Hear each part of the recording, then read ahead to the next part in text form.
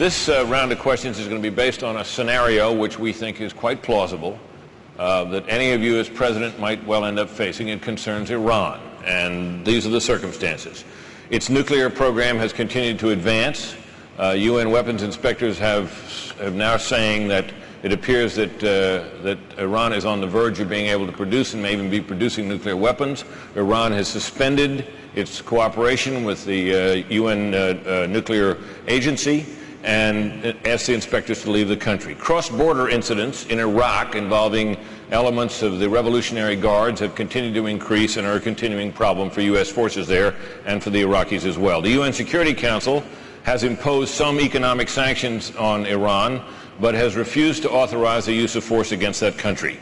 In addition, the threats by Iran's leader against Israel have become more pronounced and more extreme.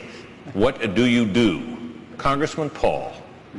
Well, one thing I would remember very clearly is the president doesn't have the authority to go to war. He goes to the Congress. So what do you do? He goes to the Congress and finds out if there's any threat to our national security.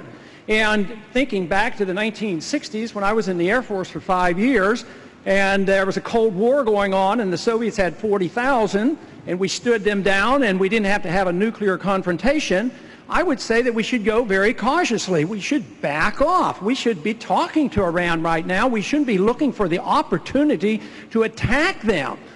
They are, at the present time, according to the AEIA, cooperating, and by the end of the year, they're supposed to be willing to reveal all that they are doing. So instead of looking for this scenario where it is inevitable that we have to attack, I think we ought to be talking about how do you get along with some people that are deadly, like the Soviets and the Chinese and the many others. We don't have to resort to war every single time there's a confrontation. They are not a threat to Israel. Israel has 200 or 300 nuclear missiles, and they can take care of themselves. So you shouldn't assume that we have to jump in and go to war, and we certainly shouldn't do it without the consent of the Congress. Thank you, sir. Thank you. Congressman Tancredo, let us add to this